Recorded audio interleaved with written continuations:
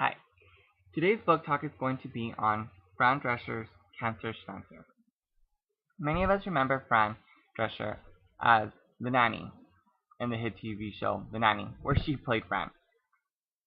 But there's a lot more to Fran Drescher than just being a character on The Nanny. In fact, after being diagnosed with cancer, the life of Fran Drescher, America's favorite nanny, took a toll for the worse. Through her book, she was able to express her dramatic roller coaster as she faces cancer face on. She gives full detail on her personal life as she talks about her love, sex, friends, and television show. We find out, as a reader, that there was a lot more to Fran than being just a character in the hit TV show The Nanny.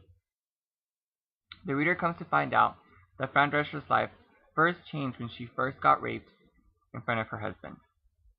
Her book then leads onto the road into her TV show, all the way until it got canceled. After The Nanny, she got divorced from her husband and began to embark on the dating game. Through this indulging game, the reader is able to connect to Fran Drescher in different aspects. Drescher gives us complete detail from random hookups to masturbating. The reader then follows Drescher into a 2-year, 11-doctor journey to the problem became clear when she was diagnosed with cancer. Yet, the cure varied from doctor to doctor. This leads Fran Drescher to discover her own cure, herself.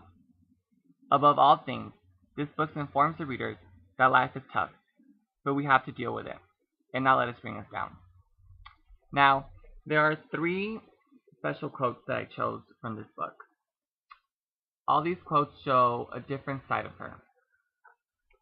The first quote comes from the second page of the book, and it states, "I'm going to die. This is it. My legs got so weak. I dropped onto the bed. I want to die. I don't want to be alone." But I was alone, with the phone to my ear. This isn't me. There must be some mistake. But it was she was telling me, and only me. They were my tests that showed these results. My body's turning on me. It's trying to destroy me. Dear God, why? What did I do? Did I do something to deserve this? Now, this first quote comes from the beginning of the book, and it takes place right when she gets a phone call from her doctor that lets her know that she has cancer. And this is very important to the book itself because it shows how, like any other human being, when we get bad news, the mindset that goes through our head and how we get so upset and we get so worried, and all that she goes through on her own. The second part that I chose comes from page 152. Now, in this section of the book, she has already gone through the process of chemotherapy and has gone through many other surgeries and procedures from being diagnosed with cancer. And she calls her doctor and she wants to know if she can have sex again.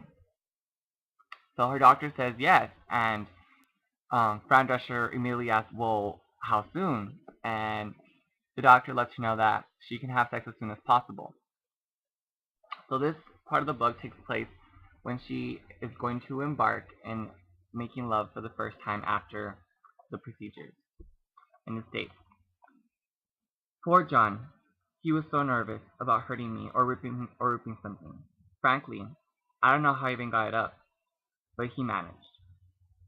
He shut off the TV, turned on the lights, and put on some sexy music. I nearly wept when he began to fondle me, and I felt first flurry of tingles. I wished my pubic hair had grown back faster, but tried to push away insecure thoughts as we kissed, and slowly began to make love. Actually, to be precise, we slowly began to get me off. Slow being the operative word here. I couldn't quite find it, and I was beginning to get nervous. So as we can tell from this scene, Fran Drescher is very blunt towards her love life. And this makes us as a reader connect to her more because even though her bluntness may come off a little risque, we come to connect with her better as a person because we ourselves go through many of these insecurities when we're first making love or or anything in our relationships, period. We go through it on our own too. But reading this, we can relate to her more. The third and final quote comes from page 193 of the book.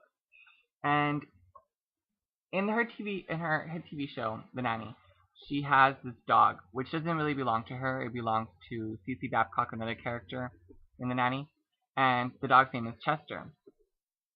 Now, in real life, that was her dog, and throughout the whole entire book, she explicitly tells how her dog is always her best companion, is always there for her, and even describes her dog as an angel sent from heaven. Now, in this part of the book, she comes to find out that her dog's really, really sick, and she has to put him down. And as many of us know, or have, having to put our dog down is one of the hardest things that we probably will ever do. So this shows us how she managed with it. And it states, "It was a beautiful sunny day, and I held him outside on my deck. I wanted him to feel the sun on his face and the wind in his hair one more time. I inhaled his scent and brushed him and cradled him. When the doctor arrived, it seemed too soon, and I wanted to send her away. But what was it going to change? At least today he had closure, calmness, and beautiful, quiet, loving moments. Really, it was the way we should all go." I held Chester in my arms while he ate a plate of chocolate ice cream. I don't think he had an awareness that there was another person in the room. He was so into his ice cream. My darling Cancer Shmancer, the greatest dog in the world, gently received his injection, which he hardly seemed to notice, while eating ice cream from his mama's arm. So although all three of these quotes are very different, they merely show, in a brief little bit, how Fran Dreshcer is a human on its own. Most importantly, we need to remember when reading this book is that Fran Dreshcer spills everything out completely, with blunt words. She doesn't hold anything back. And the reason why she doesn't hold anything back is because she wants to let everybody know who's going through the same issues, who's going through the same problems, that life isn't easy. But most importantly,